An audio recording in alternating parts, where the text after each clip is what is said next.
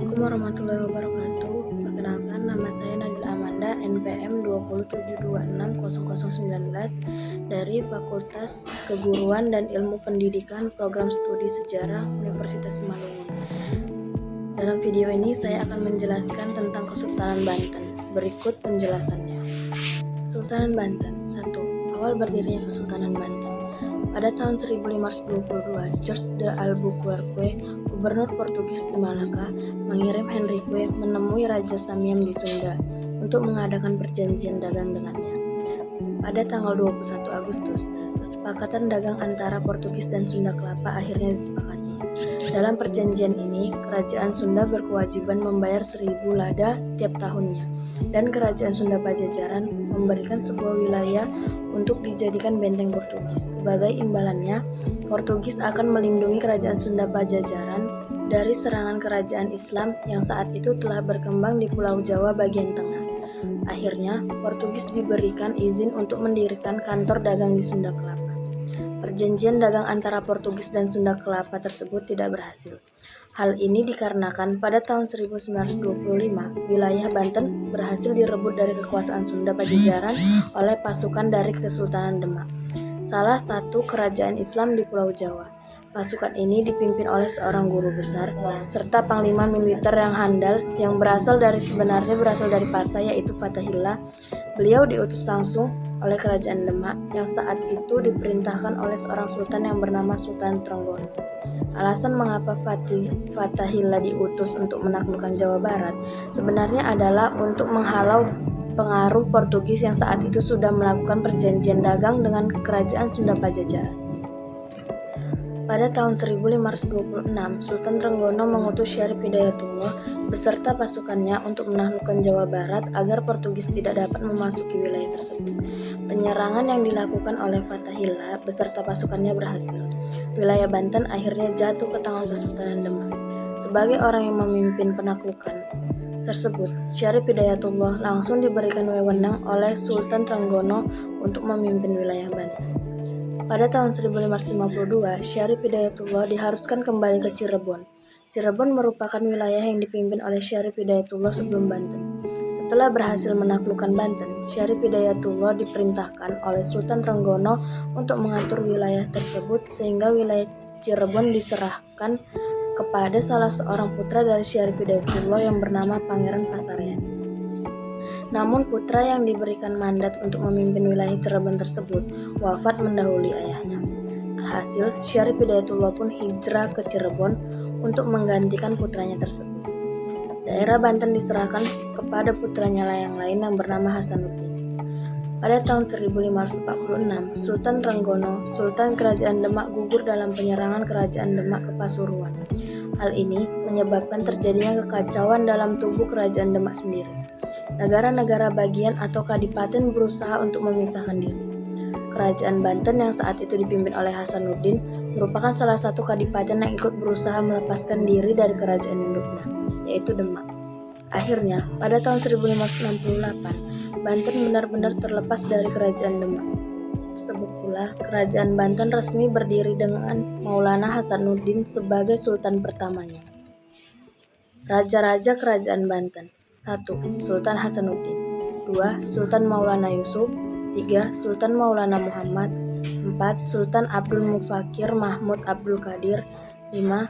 Sultan Ageng Tirtayasa. 6. Sultan Haji. 7. Sultan Abu Fadl Muhammad. 8. Sultan Abul Mahasin Muhammad. 9. Sultan Abul Fatih Muhammad. 10. Ratu Syarifah Fatimah. 11. Sultan Arif Zainul Ashikin Al-Qadiri. 12. Sultan Abul Mafakir Muhammad. 13. Sultan Abul Fatih Muhammad Muhyiddin Zainul Salim. 14. Sultan Abul Nasar Muhammad Ishaq Zainul Muttaqin. 15. Sultan Muhammad. 2. Masa kejayaan Kerajaan Banten. Banten mencapai puncak kejayaannya pada masa pemerintahan Sultan Ageng Tirtayasa. Kejayaan tersebut berhasil diraih dalam berbagai bidang seperti politik, ekonomi, perdagangan, kebudayaan, maupun agama. Dalam bidang politik misalnya, Banten selalu membangun hubungan persahabatannya dengan daerah-daerah lain. Daerah-daerah sahabat Banten yang berada di wilayah Nusantara antara lain Cirebon, Lampung, Goa, Ternate, dan Aceh. Selain itu, Kesultanan Banten juga menjalin hubungan persahabatan dengan negara-negara lain yang jauh dari Nusantara. Salah satunya adalah dengan mengirim utusan diplomatik ke Inggris yang dipimpin oleh Tumenggung Naya Wipraya dan Jaya Sedana pada 10 November 1681. Dalam bidang ekonomi, Sultan Ageng Tirtayasa berhasil mengembangkan perdagangan Banten. Pada masanya, Banten menjadi salah satu tempat transit utama pedagang internasional. Pedagang-pedagang dari berbagai negara seperti Inggris, Prancis, Denmark, Portugis, Iran, India, Arab, Cina, Jepang, Filipina, Melayu, dan Turki datang ke sini untuk memasarkan barang komoditas dari negeri mereka. Walaupun saat itu Banten menghadapi persaingan dengan VOC, tetapi Sultan Ageng Tirtayasa tetap mampu menarik pedagang mancanegara tersebut untuk tetap berdagang di Banten.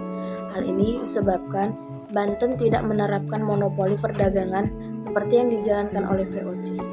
Sultan Ageng Tirtayasa juga mendirikan keraton baru di wilayah Tirtayasa untuk memperkuat pertahanan kesultanannya. Dengan pembangunan keraton ini, wilayah Tirtayasa terus dibuka. Beliau membangun jalan dari Pontang ke Tirtayasa. Tidak hanya itu, Sultan Ageng juga membuka lahan persawahan sepanjang jalan tersebut serta mengembangkan pemukiman warga di daerah Tangerang. Peninggalan Kerajaan Banten yaitu Masjid Agung Banten, Istana Keraton Kaibon, Istana Keraton Surosowan, Benteng Spelwich, Danau Tasikardi, Vihara Avalokitesvara, Mariam Ki Amun. 3. Keruntuhan Kerajaan Banten. Pada masa Sultan Ageng Tirtayasa berkuasa, Belanda sudah memulai taktik untuk menghancurkan Banten dari dalam, yakni dengan menghasut Sultan Haji, putra dari Sultan Ageng Tirtayasa. Belanda mengadu domba Sultan Haji dengan ayahnya. Mereka menyebarkan isu bahwa orang yang akan menjadi pewaris tahta Banten adalah Pangeran Purbaya, saudara Sultan Haji. Hal ini membuat Sultan Haji iri hati dan memutuskan untuk melancarkan serangan melawan ayahnya sendiri. Dengan bantuan Belanda, Sultan Haji akhirnya dapat melumpuhkan Kesultanan Banten. Bahkan karena peperangan antara ayah dan anak ini, Keraton Surosowan yang dibangun oleh nenek moyangnya hancur rata dengan tanah. Sultan Ageng Tirtayasa akhirnya dipenjara di Batavia hingga meninggal pada tahun 1692. Alhasil, Sultan Haji yang bekerja sama dengan Belanda pun naik tahta. Sejak saat itu, Kesultanan Banten sangat dipengaruhi oleh Belanda. Terlebih lagi setelah Sultan Haji mengadakan perjanjian dengan pihak Belanda. Namun, perjanjian yang dilakukan oleh Sultan Haji dengan Belanda ini justru merugikan Sultan Haji. Beliau harus membayar 12.000 ringgit dan menyetujui pendirian Benteng Spelwich. Akibatnya, ekonomi dan politik Banten dimonopoli oleh Belanda. Pergantian Sultan selalu dicampuri dengan kepentingan Belanda. Pemberontakan pun terus terjadi. Kesultanan Banten perlahan-lahan mulai mengalami kemunduran. Puncaknya pada tahun 1808, Belanda menghancurkan Istana Surosowan dan menggantikannya dengan Kabupaten Serang, Waringin, dan Lebak di bawah pemerintahan Hindia Belanda. Pada tahun 1813, pemerintahan Inggris membubarkan Kesultanan Banten dan Pangeran Saifuddin yang sedang berkuasa dipaksa untuk turun tahta. Saat itulah Kesultanan Banten runtuh. Demikian video penjelasan tentang Kesultanan Banten dari saya. Saya harap video ini dapat bermanfaat bagi kita semua. Jangan lupa like, comment, and subscribe. Wassalamualaikum warahmatullahi wabarakatuh.